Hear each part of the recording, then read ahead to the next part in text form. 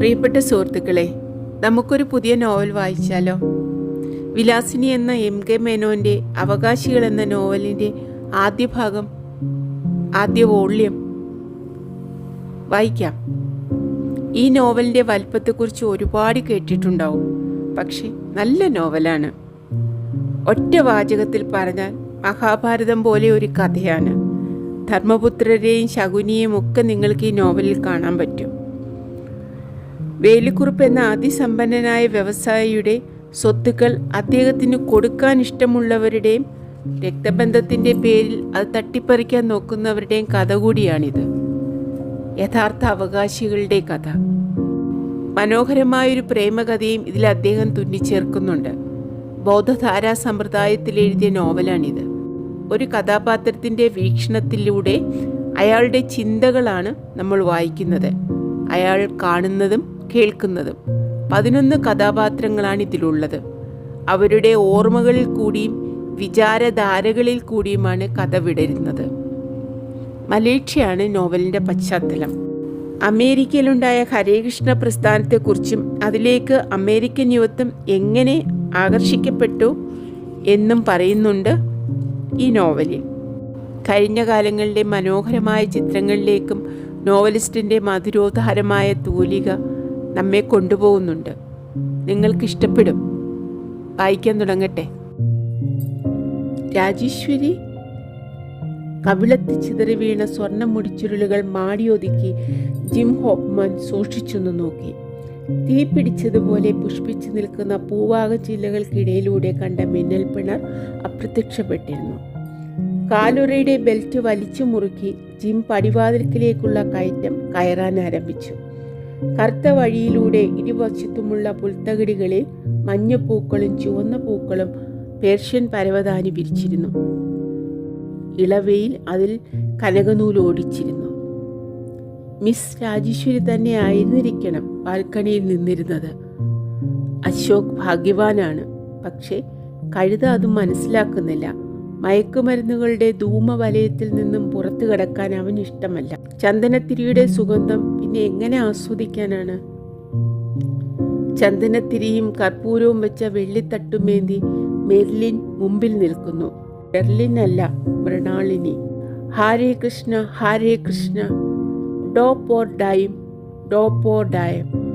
അകലെ, സ്വപ്നത്തെക്കാൾ അകലെ. കനത്ത ഇരുമ്പ് ഗേറ്റ് പതുക്കെ തള്ളി തുറന്നു. M.B. കുറുപ്പ്. 4 നൂറ്റാണ്ടെങ്കിലും പഴക്കമുള്ള ബോർഡ് ഇപ്പോഴും സ്വർണം പോലെ തിളങ്ങുന്നു. ഡ്രൈവർ മുത്തുവിൻ്റെ വിരലുകൾക്ക് എപ്പോഴും ചാരനിറമാണ്. അതെ, രാജേശ്വരി തന്നെയാണ്. വിദൂരതയിൽ എവിടെയോ കണ്ണു നട്ട് ബാൽക്കണിയുടെ അടിചാരി അലസമായി നിൽക്കുകയാണ്.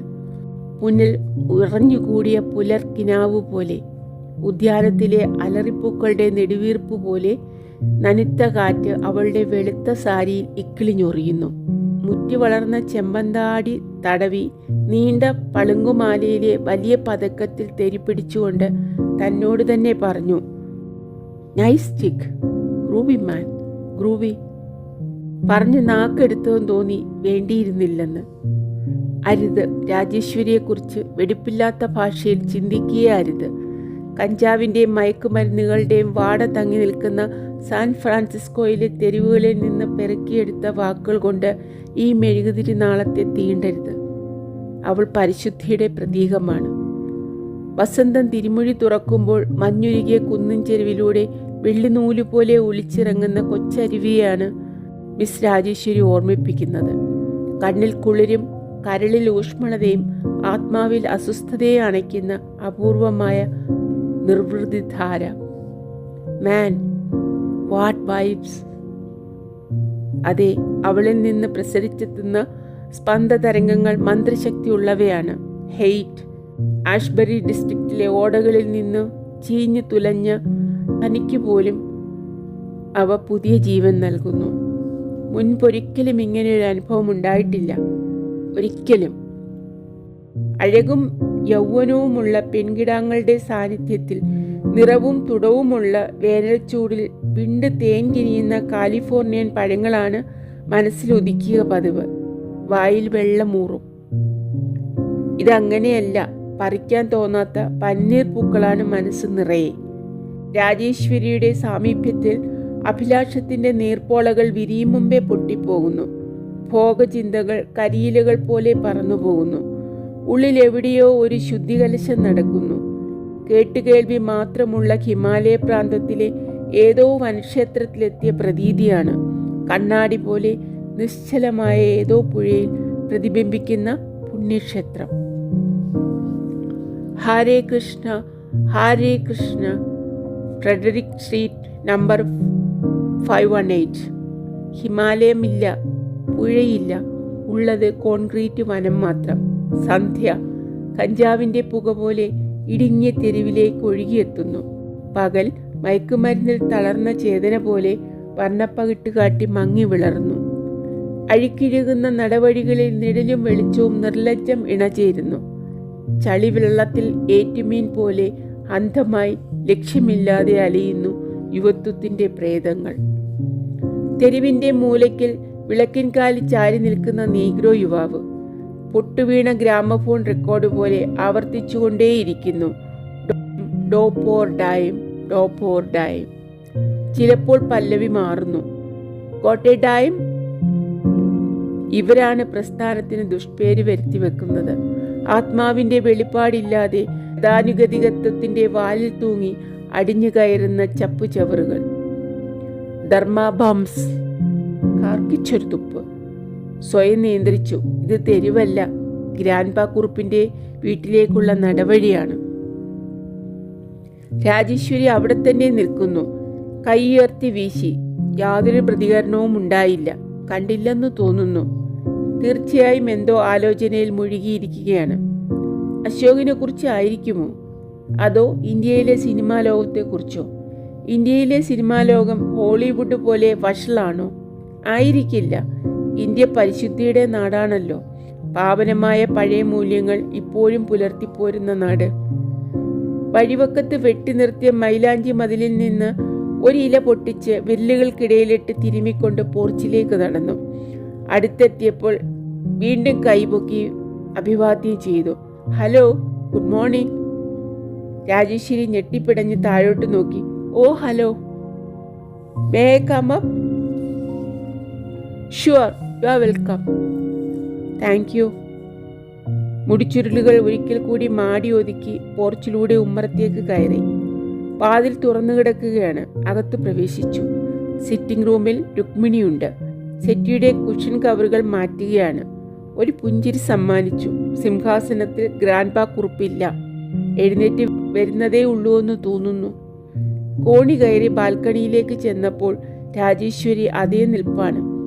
I M sorry. ക്ഷമായാചനം ചെയ്തു. ഞാൻ അലോസരപ്പെടുത്തുകയല്ലോ. അല്ല, അല്ല.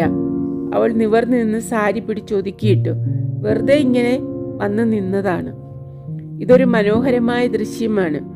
ജിം അഴി പിടിച്ചു നിന്ന് താഴെ ദൂരത്തേക്ക് കണ്ണയച്ചു. ഏതാണ്ട് ട്വിൻ പീക്സിന്റെ മുകളിൽ നിന്ന് ബെയിങ്ങിലേക്ക് നോക്കുന്നത് പോലെ തന്നെ. യാഥാർത്ഥ്യത്തിൽ ഇത് കൂടുതൽ സുന്ദരമാണ്. കാരണം താഴ്വരയിൽ വൃത്തികെട്ട കോൺക്രീറ്റ് കാടില്ലല്ലോ. പറയുന്നതിനിടയ്ക്ക് ഞാൻ സാൻ ഫ്രാൻസിസ്കോവിനെ കുറിച്ചാണ് പറയുന്നത്. വെറുതെ ഭംഗിവാക്കു പറയുകയല്ലേ? രാജേശ്വരി തലയൽപ്പം ചരിച്ച് പുഞ്ചിരി തൂകി. ഈ ഉറക്കം തൂങ്ങിയ ചെറിയ പട്ടണത്തെ സാൻ ഫ്രാൻസിസ്കോവിനോട് താരതമ്യപ്പെടുത്തുന്നത് സാഹസമാണ്. നഗരം നരകത്തിൻ്റെ പര്യായമാണെന്ന് ഉറച്ചു വിശ്വസിക്കുന്നവനാണ് ഞാൻ. അങ്ങനെ അടച്ചു പറയാമോ? നഗരങ്ങൾക്ക് അവയുടേതായ ആകർഷകത്വമുണ്ട്, ഇല്ലേ? ബാഹ്യമായി ഉണ്ടാവാം. എനിക്ക് നഗരജീവിതം ഇഷ്ടമാണ്. പക്ഷേ എന്താ പക്ഷേ? ഓ, ഒന്നുമില്ല. അവൾ മുഖം തിരിച്ചു. അകം ചീഞ്ഞതാണെന്ന് മനസ്സിലാക്കിയിരിക്കും, അല്ലേ? രാജേശ്വരി മറുപടി പറഞ്ഞില്ല. മുഖത്ത് പെട്ടെന്ന് വിഷാദം നിഴൽ വീശിയതുപോലെ തോന്നി. അതവളുടെ അഴകി ഇരട്ടിപ്പിച്ചതേ ഉള്ളൂ. അല്പം കുനിഞ്ഞ് കൈമുട്ടുകൾ അഴിപ്പിടിയിലൂന്നി താടി താങ്ങി കീഴ്പോട്ട് നോക്കിക്കൊണ്ടാണ് അവൾ നിന്നിരുന്നത്. താഴെ ഉദ്യാനത്തിൽ എന്തോ സൂക്ഷിച്ചു നോക്കുന്നത് പോലെ. ബില്ലിയാർഡ് മേശയുടെ പുറംപോലത്തെ മിനുത്ത പുൽത്തകിടിയിൽ അർദ്ധനഗ്നനായ തോട്ടക്കാരൻ പണിയെടുക്കുന്നുണ്ട്. ഉദ്യാനത്തിനപ്പുറത്ത് കുന്നിൻ ചെരുവിലെ പച്ചപുതിച്ച ഒതുക്കുകളാണ്, സ്വെറ്റർ ഇട്ട പോലെ. താഴ്വരയിലെ പൂത്ത മലഭാഗങ്ങൾക്കിടയിൽ കാണാം തെരുവ് കെട്ടിടങ്ങളുടെ ഓടിട്ട മേൽപ്പുരകൾ. പവിഴമാല 2-3 മടക്കാക്കി കെട്ടിയിരിക്കുകയാണെന്ന് തോന്നും. വെയിലത്ത് അവിടവിടെ വെട്ടിത്തിളങ്ങുന്ന കായൽ മാലയുടെ കൊളുത്താണെന്നും. അരിമുഖത്തെ മരതക പതക്കം പോലെ തുരുത്ത്. അപ്പുറത്ത് സമുദ്രത്തിന്റെ നീലപ്പാവാടയും. മടിത്തട്ടിൽ മലർന്നു കിടക്കുന്ന മെർലിൻ. പാലസ് ഓഫ് ഫൈൻ ആർട്സിന്റെ പുറമ്പോക്കിൽ മരത്തണലത്ത് നട്ടുച്ചയ്ക്ക്. അവൾ കണ്ണു തുറക്കാതെ മന്ത്രിക്കുന്നു. ജിം, എനിക്കിതൊക്കെ മടുത്തു. ഇനി പുതിയ വഴി എന്തെങ്കിലും ആരായണം. താൻ മറുപടി പറയുന്നില്ല. മടിത്തട്ടിൽ ചിതറിക്കിടക്കുന്ന മുടിയിഴകളിൽ വിരലോട്ടിക്കുന്നു. ഗോതമ്പ് വൈക്കോലിന്റെ നിറമാണ് മെർലിന്റെ മുടിക്ക്. ജിം അവൾ കരം ഗ്രഹിച്ച് മാറത്തണക്കി. ഞാൻ പോകുന്ന വഴിക്ക് വരാമോ? മറുപടി ഒന്നും പറയാനില്ല. കുറച്ച് ദിവസമായി കാണുന്നതാണ് മെർലിനിൽ അവ്യക്തമായ ഒരു അസ്വസ്ഥത. മാർച്ച് മാസത്തെ തെളിവുറ്റ അന്തരീക്ഷത്തിൽ പാലസിന്റെ കുംഭഗോപുരത്തിലെ കൊത്തുപണികൾ വ്യക്തമായി കാണാം. ചെങ്കല്ലിൽ പണിത ചുമരുകൾ എന്തുകൊണ്ടോ തുർക്കിയെയാണ് ഓർമ്മിപ്പിക്കുന്നത്. എന്താ ഒന്നും മിണ്ടാത്തത് ജിം? അവൾ കണ്ണു തുറക്കുന്നു. പറയൂ, ലക്ഷ്യമില്ലാത്ത ഈ ജീവിതം മടുത്തില്ലേ? ഹെയ്റ്റ് ആഷ്ബറിയുടെ ദുഷിച്ച അന്തരീക്ഷത്തിൽ ശ്വാസം മുട്ടുന്നില്ലേ? അവളുടെ പവിഴമാലയിൽ ചുമ്മാ തെരിപ്പിടിച്ചുകൊണ്ടിരുന്നു. ഇപ്പത്തിനടിയിൽ പച്ച നിറത്തിലുള്ള സ്വെറ്റർ ഉയരുന്നു താഴുന്നു, പതുക്കെ കിതയ്ക്കുന്നത് പോലെ. ജിം, അവൾക്ക് ക്ഷമ കെട്ടുവെന്ന് തീർച്ച. ചോദിച്ചതിന് എന്തെങ്കിലും മറുപടി പറയൂ. ഇനി മിണ്ടാതിരുന്നുകൂടാ. എന്താ, നിനക്ക് ഈ സ്വാതന്ത്ര്യം മടുത്തുവോ? ഇത് സ്വാതന്ത്ര്യമല്ലെന്ന് തോന്നി തുടങ്ങി. പിന്നെ എന്താണ് സ്വാതന്ത്ര്യം? അതിന് പെട്ടെന്ന് അവൾക്ക് മറുപടിയില്ല.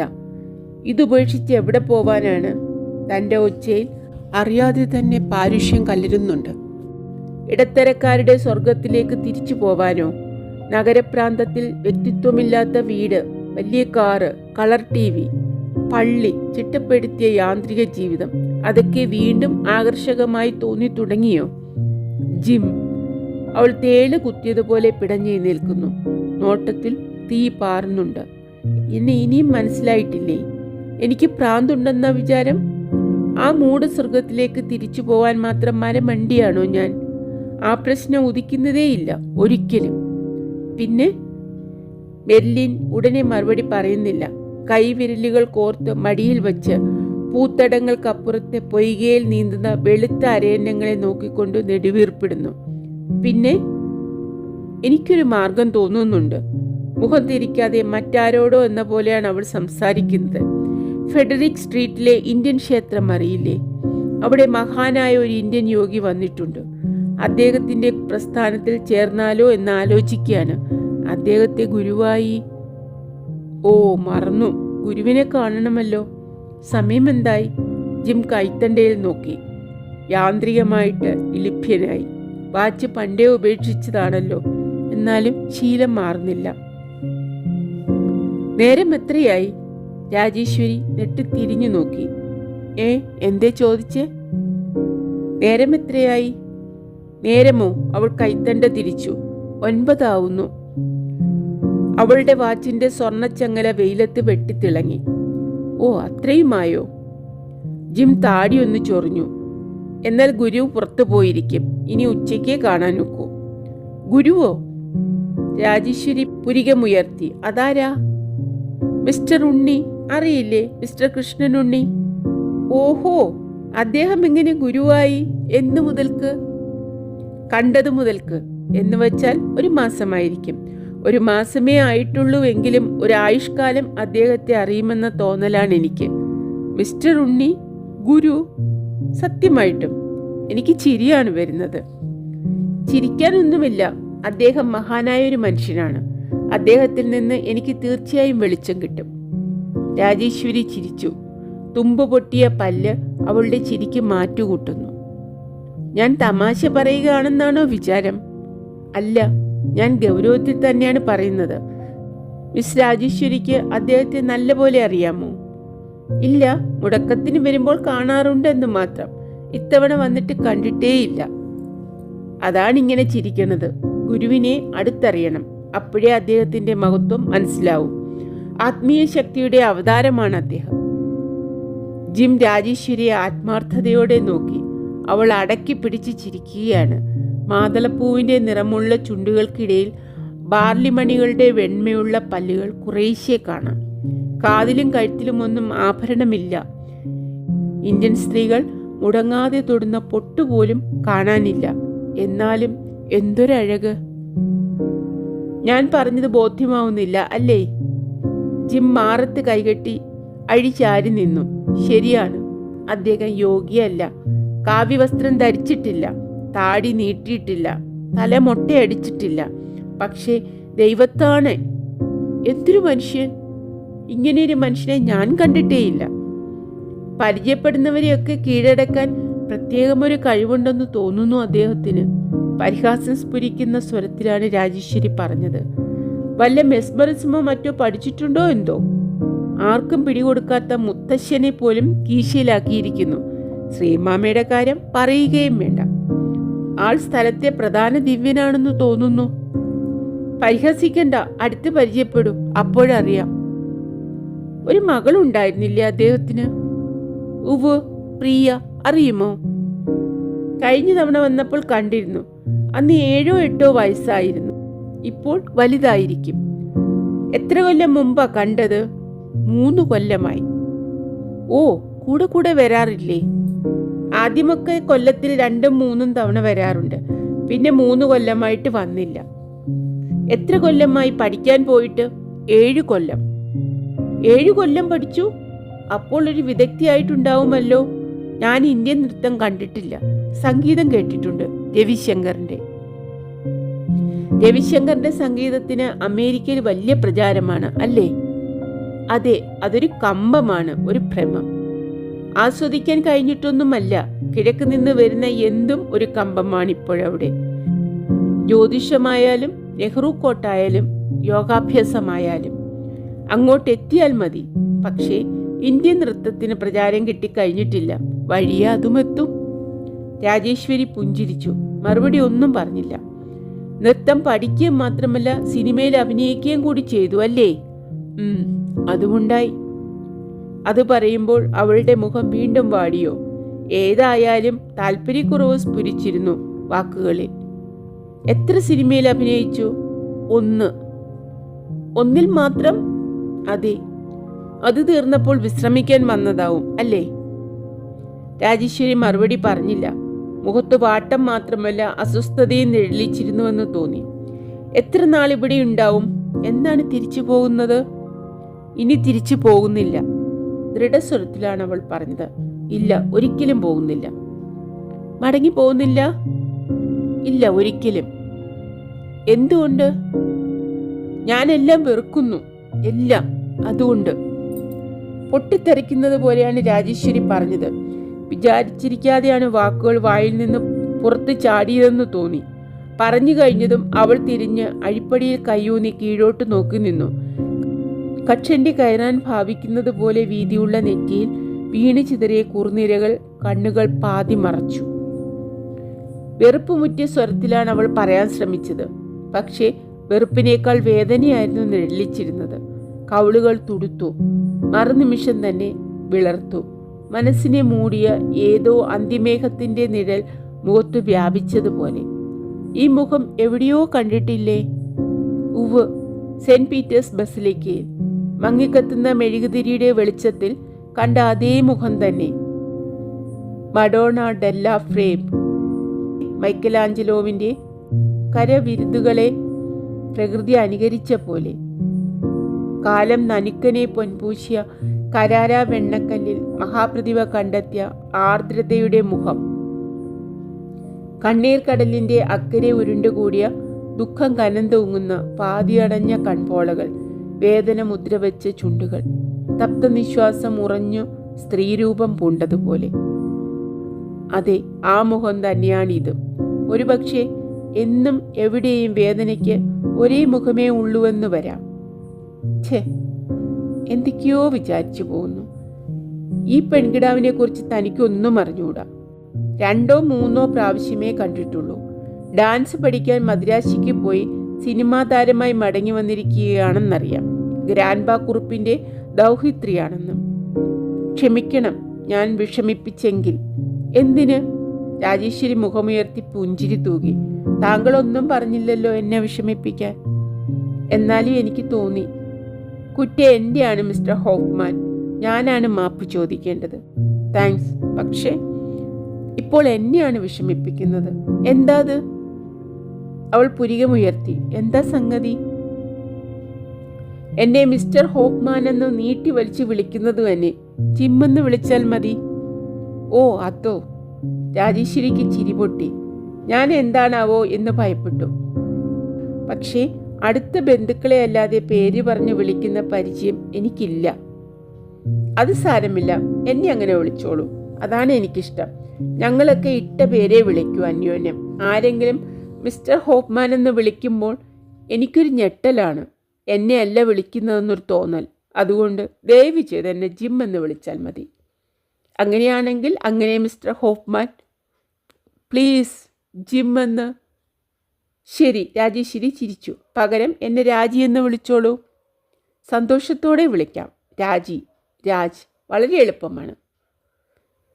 പടിക്കൽ കാറിൻ്റെ ഹോൺ. ഗ്രാൻഡ്പാ കുറുപ്പിൻ്റെ കാർ എവിടെയോ പോയി തിരിച്ചു വരികയാണ്. ആ കാറെത്തി. രാജേശ്വരി നിവർന്നു നിന്നു. എനിക്കൊന്ന് പുറത്തിറങ്ങേണ്ടതുണ്ട്. എനിക്കും. ജിം കാലുറയുടെ ബെൽറ്റ് പിടിച്ച് മേലോട്ടിട്ടു.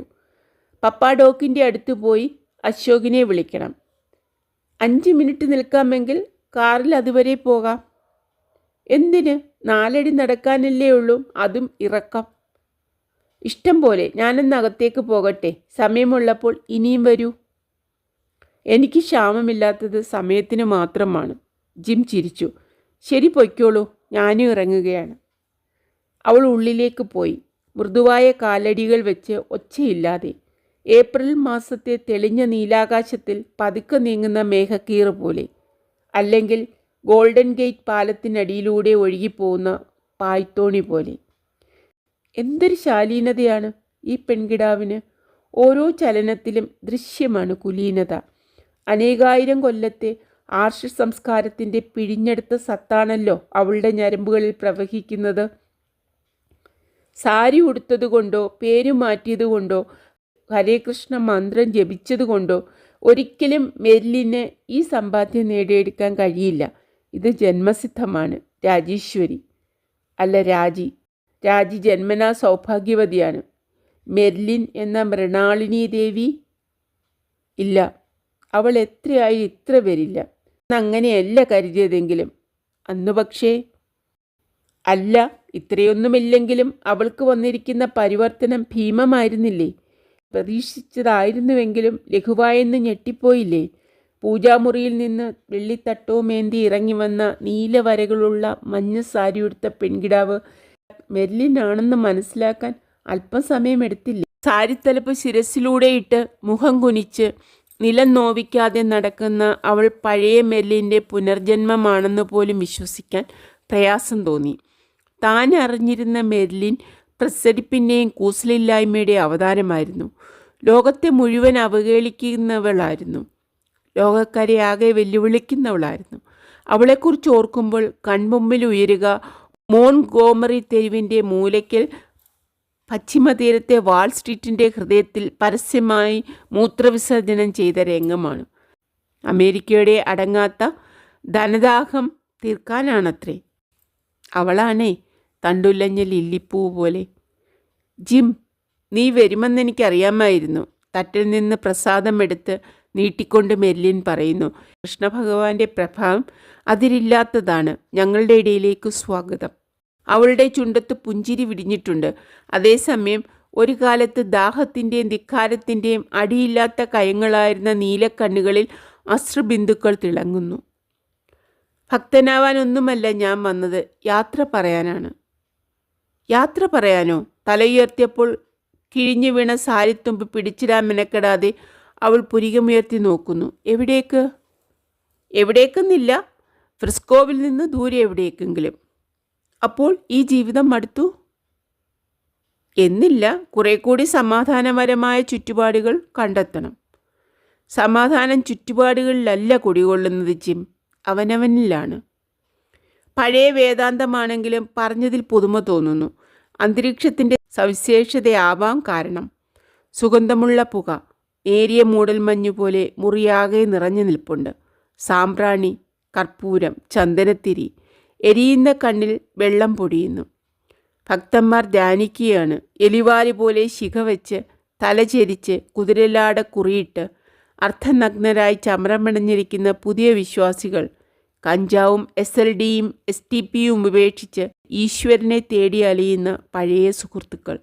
ദാമോദരനായി തീർന്ന ഡാൻ ചാൻഡ്ലർ, സത്സ്വരൂപനെന്ന സ്റ്റീഫൻ ഗ്രാൻഡ്. എന്താ ജിം ആലോചിക്കുന്നത്? വരൂ, കൃഷ്ണബോധത്തിൻ്റെ മാർഗത്തിലേക്ക് വരൂ, സമാധാനം കിട്ടും. നിഷേധാത്മകമായി തലയാട്ടുന്നു. ജിമ്മിനേക്കാൾ തെറിച്ചവളായിരുന്നു ഞാൻ. എനിക്ക് സമാധാനം കണ്ടെത്താൻ കഴിഞ്ഞിരിക്കുന്നു. അപ്പോൾ പിന്നെ ജിമ്മിന് തീർച്ചയായും സാധിക്കും. എനിക്ക് വിശ്വാസമില്ല. വിശ്വാസം തനിയെ വരും. അവൾ പുഞ്ചിരി തൂകുന്നു. നാളെ സ്വാമിജി വീണ്ടും എഴുന്നള്ളുന്നുണ്ട്. പ്രസംഗവുമുണ്ട്. വരൂ, അദ്ദേഹത്തെ കാണുന്നത് തന്നെ ആശ്വാസകരമാണ്.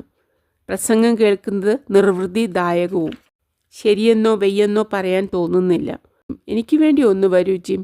3-4 കൊല്ലത്തെ സ്നേഹത്തിൻ്റെ പേരിൽ ഞാൻ അഭ്യർത്ഥിക്കുകയാണ്. ഛേദമില്ലാത്ത കാര്യമല്ലേ? ഒന്ന് വരൂ.